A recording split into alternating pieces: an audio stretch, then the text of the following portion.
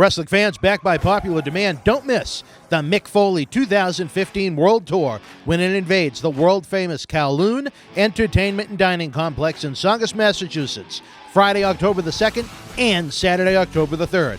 The WWE Hall of Famer and New York Times best-selling author unleashes his trademarked wit and wisdom into his one-man spoken word show, Tales from Wrestling Past. Tickets are on sale now and include a meet and greet with Mick. For complete information, visit KowloonRestaurant.com or call 781-484-6002. Mick Foley and Kowloon Comedy look forward to seeing you live October 2nd and 3rd in Saugus. This is Shelton Benjamin. This is Harley Race. This is Mick Foley. This is Mr. Wonderful Paul Orndorff. This is the Monster Abyss. This is Daniel Bryan. This is JBL, and you're watching the MWF. Be there live.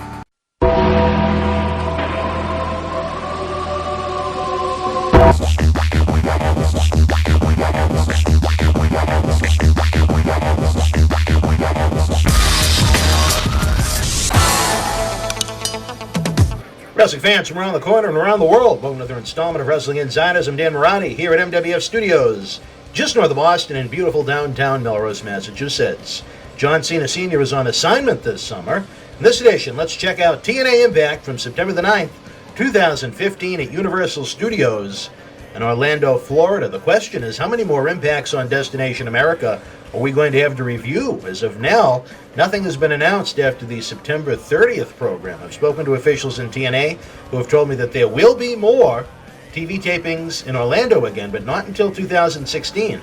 Very interesting to see how this unfolds for TNA, as they appear to be, unfortunately, in the same position right now as they were last fall with Spike TV.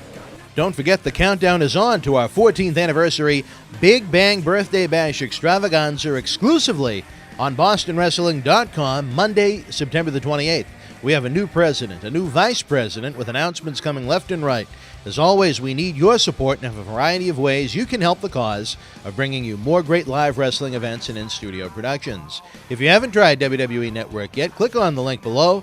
Within a minute or two, you'll be enjoying live pay-per-views, original programming, and thousands of hours in archive shows. For $9.99, it is the best value in professional wrestling, but right now, you can try WWE Network absolutely free for 1 month.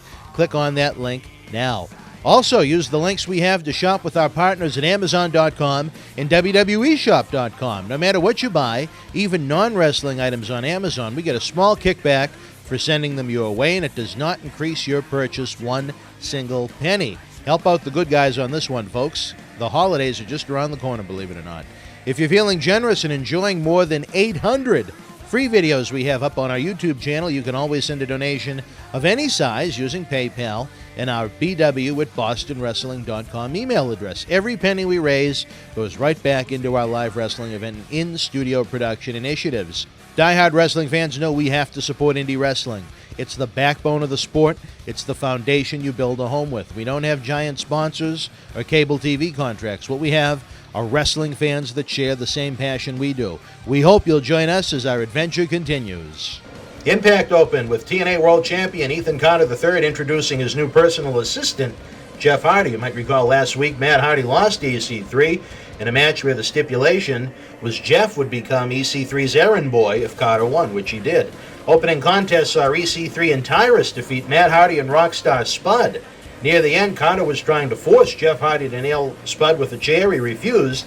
Tyrus nailed him in the throat, which led to their victory. After the commercial break, Global Force Wrestling guaranteed victory in their Lethal Lockdown match on Impact next week.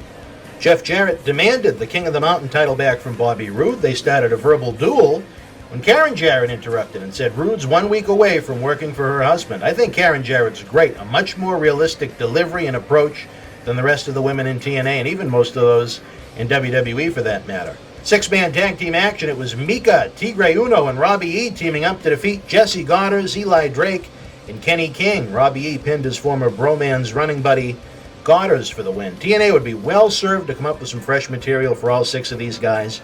I see a lot of potential in Mika. He's already appeared in WWE. He was the bodyguard of Camacho riding the bicycle.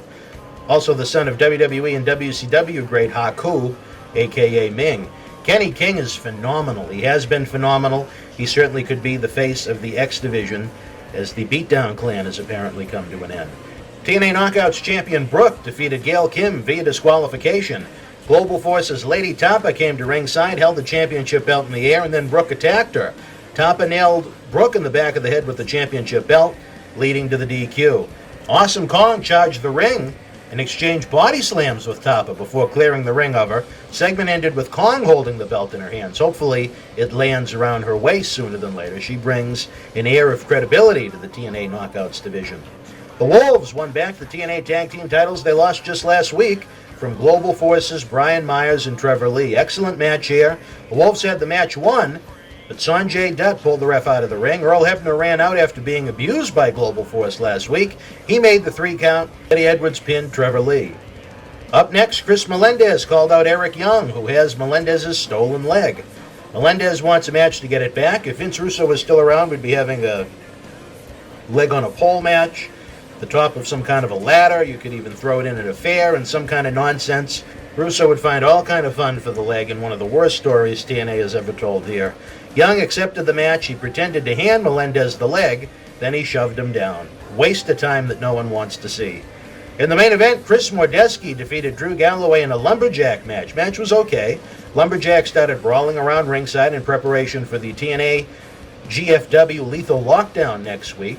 Jeff Jarrett hit the ring, ready to nail Galloway with his guitar, but surprisingly, Eric Young made the save. He didn't have the leg this time. He took the guitar away from Jarrett, and then he hit Galloway with the guitar, leading to Mordeski's win, and now Young is apparently with the GFW group. A lot to go through with so many new faces as part of the TNA GFW invasion story. I hated this idea on paper because GFW has done so little, but I have to admit it's really given Impact a fresh coat of paint. Wouldn't it be something if TNA pulled off an angle where GFW, quote-unquote, got control of TNA and threw Impact off of the air with everything going on in real life between TNA and Destination America right now? It would be different and memorable if nothing else, right? Impact, NXT, and especially Ring of Honor had great TV shows this Wednesday night. What did you think of Impact? Feel free to share your thoughts in the comment section below. Running out of time here, folks. Don't forget that the Millennium Wrestling Federation's 14th annual Big Bang Birthday Bash is Monday, September the 28th, exclusively on the BostonWrestling.com super site. Until we speak again, you and yours, be well.